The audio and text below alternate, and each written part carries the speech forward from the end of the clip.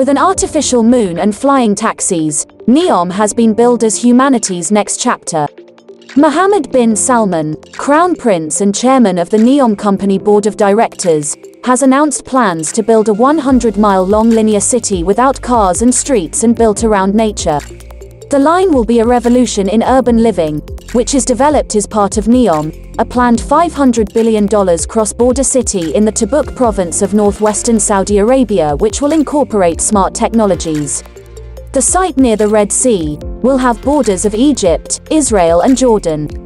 The line will be a home for more than 1 million people from all over the world and will connect 4 distinctive ecologies: coastal desert, mountain and upper valley. A press release stated that all energy in Neom will be 100% renewable from solar, wind and hydrogen-based power generation, ensuring clean and pollution-free urban environments. Mohammed bin Salman said that the line is the first time in 150 years that a major urban development will be designed around people, not roads. Walkability will define the line, which will consist of all essential daily services, such as schools, medical clinics, leisure facilities, as well as green spaces, and all communities will be able to access them within a 5-minute walk. The line will be comprised of a 170 kilometers belt of hyper-connected future communities. It will have no cars or streets and will preserve 95% of nature with its zero carbon emission. The line is a direct response to some of the most pressing challenges facing humanity today, such as legacy infrastructure, pollution, traffic and human congestion, said a statement. Throughout history, cities were built to protect their citizens. After the Industrial Revolution, cities prioritized machines, cars and factories over people. In cities that are viewed as the world's most advanced, people spend years of their lives commuting. By 2050, commute durations will double, said Mohammed bin Salman. The line is divided into 3 levels. On the 3rd level, called Spine Level, there will be ultra-high-speed transit and autonomous vehicles that will make travel easier and give residents the opportunity to reclaim time to spend on health and well-being. It is expected no journey will be longer than 20 minutes. The 2nd level, called Service Layer, will contain all daily service facilities such as schools, medical clinics, leisure facilities. The top level, called Pedestrian Layer, will be dedicated to only pedestrians without cars and streets, with green spaces.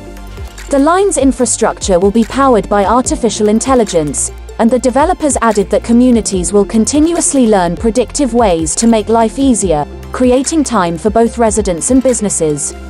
An estimated 90% of available data will be harnessed to enhance infrastructure capabilities far beyond the 1% typically utilized in existing smart cities.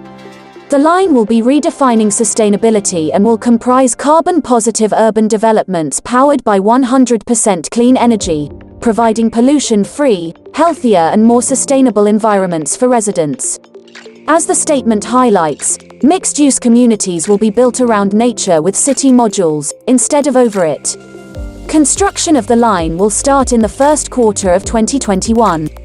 According to the developers, the line is one of the most complex and challenging infrastructure projects in the world and forms part of extensive development work already underway at Neom. The line is developed as a cornerstone of Saudi Vision 2030 and an economic engine for the kingdom. It will drive diversification and aims to contribute 380,000 jobs of the future and $180 billion to domestic GDP by 2030. Neom was announced in 2017 as part of Saudi Vision 2030 to develop public service sectors, diversity Saudi Arabia's economy and become less reliant for oil. In 2018, British architect Norman Foster suspended his advisory role for Neom Mega City project, after the news arriving about the missing journalist Jamal Khashoggi. With an artificial moon and flying taxis, Neom has been billed as humanity's next chapter.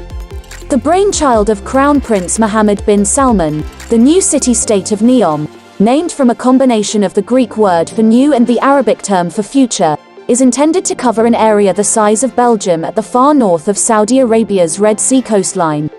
There has been no shortage of outlandish promises for the $500 billion city-state. According to strategy documents leaked last year, the project may include a huge artificial moon, glow-in-the-dark beaches, flying drone-powered taxis, robotic butlers to clean the homes of residents, and a Jurassic Park-style attraction featuring animatronic lizards. Advertising materials stressed Neom will be built on virgin land, ready to be conquered with futuristic technology. In 10 years from now we will be looking back and we will say we were the first ones to come here, declares a Neom staff member. Yet part of the site is the home of the Huaytat tribe, who have spanned Saudi Arabia, Jordan and the Sinai Peninsula for generations, tracing their lineage back before the founding of the Saudi state. At least 20,000 members of the tribe now face eviction due to the project, with no information about where they will live in the future. For some Saudis, the Huaytat tribe among them, Neom, with its parallel legal system reporting directly to the king, represents an elite version of Saudi society, one designed simply to shut him out.